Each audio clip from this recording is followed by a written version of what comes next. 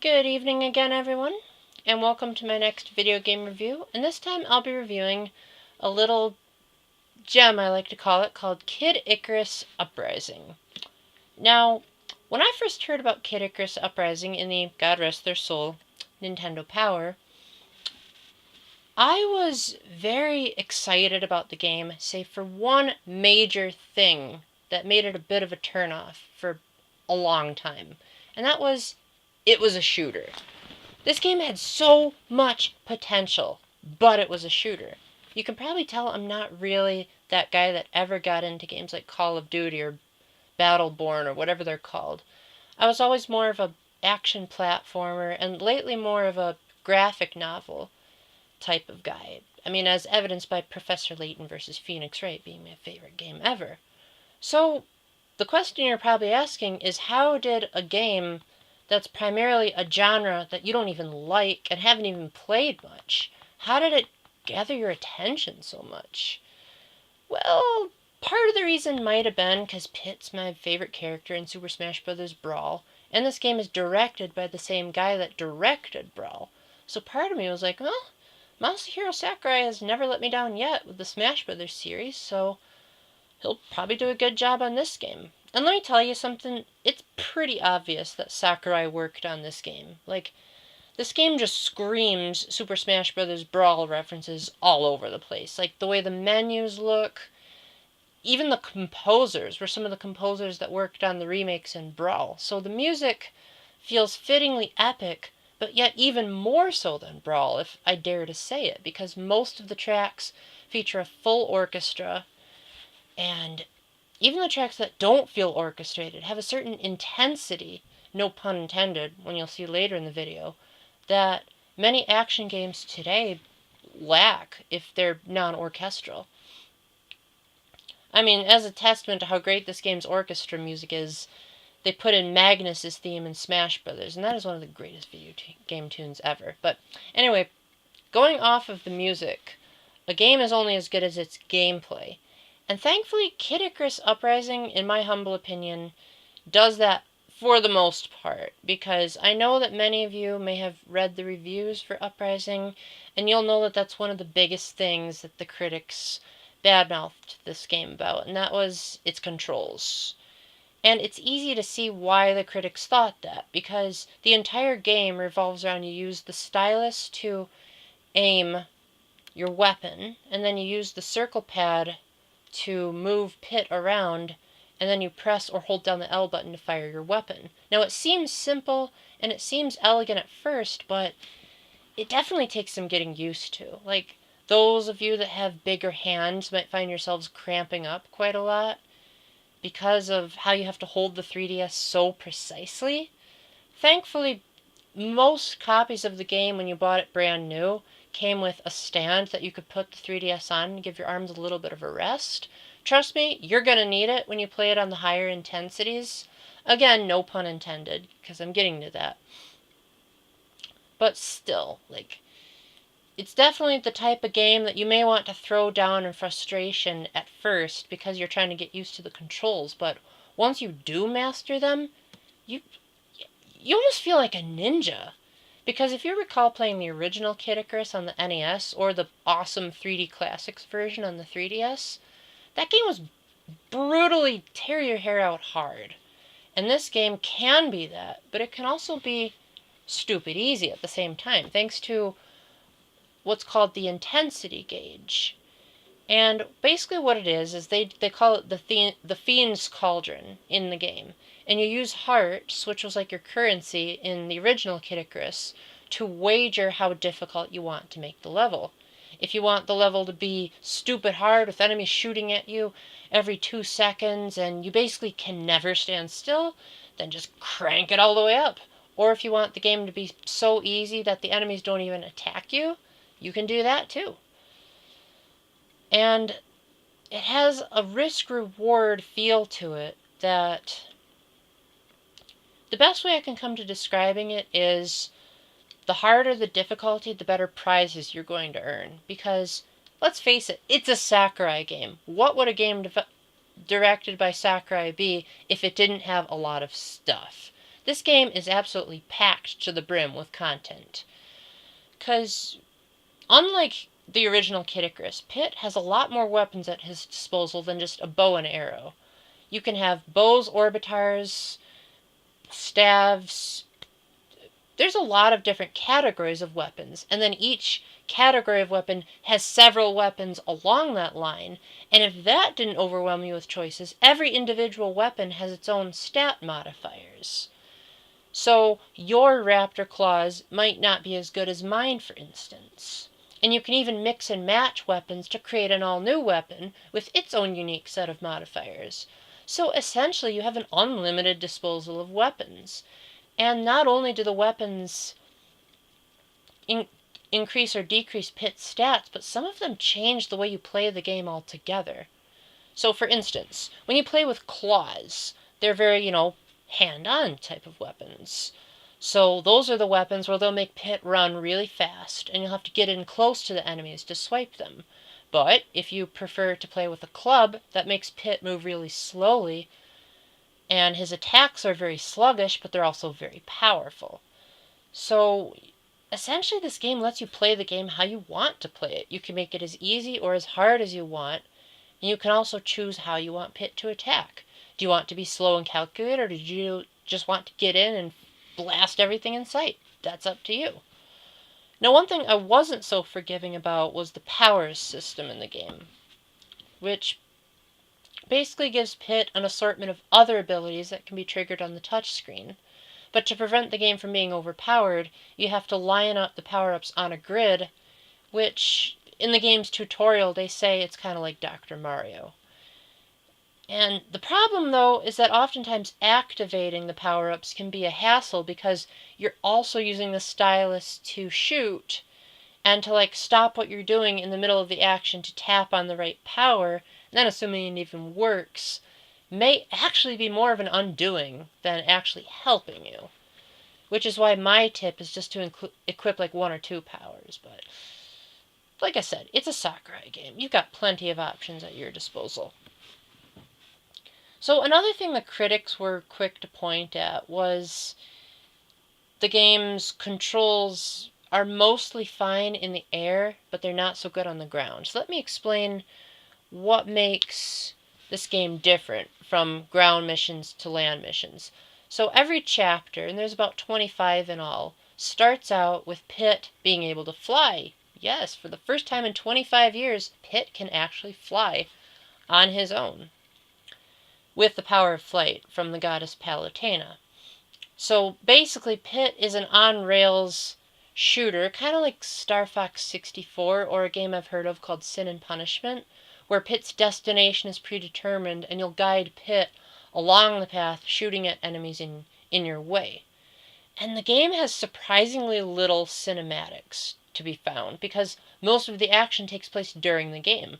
So you feel like you're playing through a movie because of the insane amount of stuff going on. This is one gorgeous looking 3DS title. In fact, when a friend of mine first saw it, he thought it was on the Wii because he wasn't used to such high quality graphics being on a handheld, if you recall the significantly inferior DS that came before it. And it also helps that the game features full voice acting.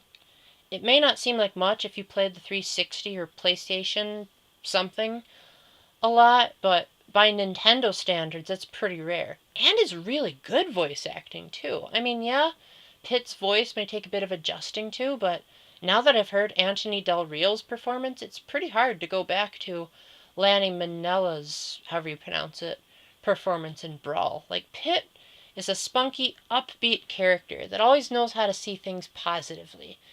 And the straight man, funny man humor is well represented by the incredible chemistry between Pit and the goddess Palutena, who helps as both your guide that gives you tutorials as you're moving along the mission, but it doesn't slow the game. Now, most games, you actually have to pause and take in the conversation. With Kid Icarus, you almost never stop moving, and so the characters are talking between each other as the action unfolds. Palutena being a goddess, she can telepathically communicate. And most of the characters are also gods and goddesses, so that allows Pit to shoot and run around and still be chattering up a storm with his friends. And the dialogue here is really well written. Not only is it very self-aware, just like Banjo-Kazooie, but even more extreme if that's possible, but it's also really funny. Like, even during the game's darker moments, the game still has a great sense of humor. And I don't even know how to explain it, but let's just say that because it's a Kid Icarus game, it never forgets that. Yes, it totally reinvented the franchise, because the original Kid Icarus was like a shooter platformer, and this game is just all-out shooter.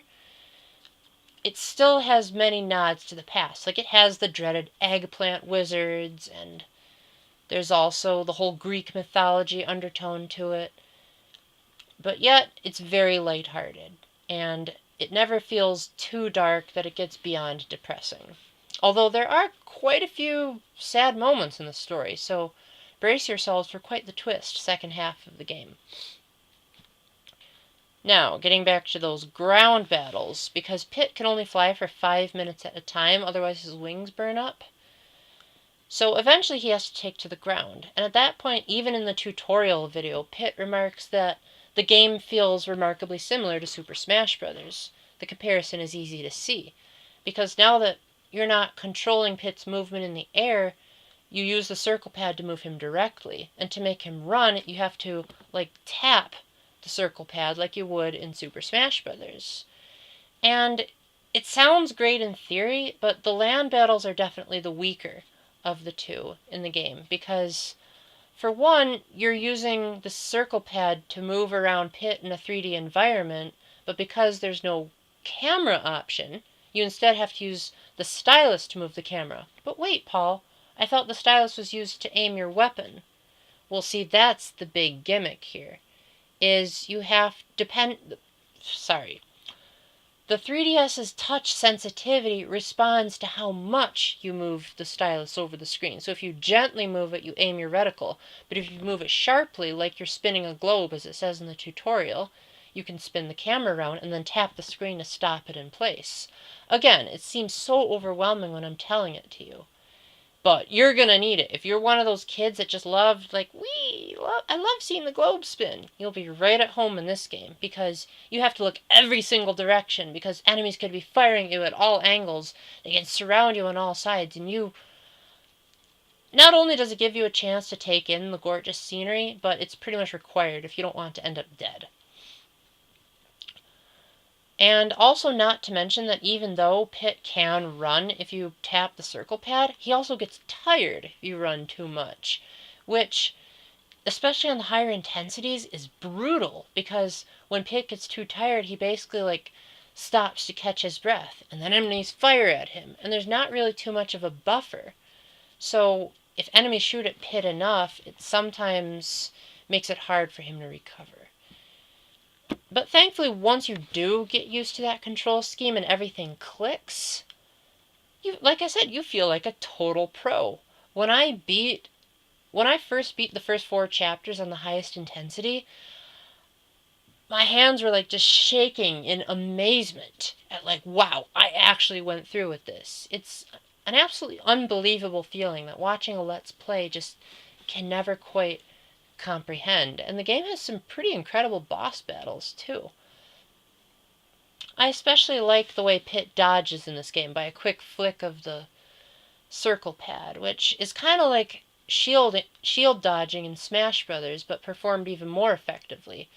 And sometimes the game has trouble telling the difference between when you want to dash and when you want to dodge, but eventually you sort of get the hang of it. And like I said, everything eventually clicks. Now, the game does support Circle Pad Pro compatibility for those of you who are left-handed.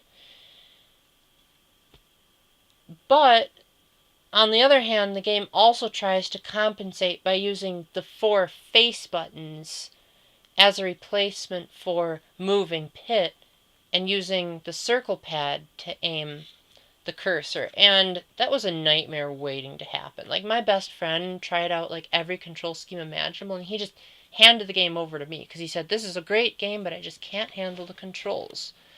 So maybe it's not a game for everyone, but if you can look past the controls that take some getting used to. There's so much to like here. You've got an incredible story. Sorry, my webcam does that. You've got an incredible story, even if it's not overly complicated. It's still very nice and offers some good twists. You've got some crazy over-the-top action that wouldn't be very out of place in some of the games I've heard Team Ninja's worked on. And it kind of reminds me of what I've seen a little bit of in Bayonetta 2, if you're a big fan of that game. It also has lots of variety. It has idols, which are similar to the trophies in Smash Brothers, except that they move, which is beyond cool. It makes great use of the 3DS's capabilities, which I won't even bother spoiling, because by the time you read this, you might not be able to get your hands on the AR cards. Oh, I just spoiled it. I'm a hypocrite. Whatever. And one of the best soundtracks I've ever heard in a game. I mean, seriously, the music in this game just... The game does a great job of knowing the difference between land and ground. The music for the air what a tongue twister. The game does a great job of knowing the difference between air and ground. When you're in the air, the music feels more like it would be in a movie. It's very cinematic, and it changes depending on the action of what's going on. On the ground, it's usually a variation of the air tune, but it's endlessly looping because, well, you're not on rails, you're doing your own thing. And of course, the game experiments with you trying to get harder and harder, because there's a challenges menu, just like in Brawl, so you can earn more stuff by beating levels in certain conditions. So yeah, get used to the bizarre control scheme. You've got one of the best games out there. So knock yourselves out, get a good chuckle at when Pit references the fact that there was a stage too long that it had a loading screen, among other jokes, and give it a try if you've got a 3DS. And until then, keep the faith, stay epic, and God bless. Bye.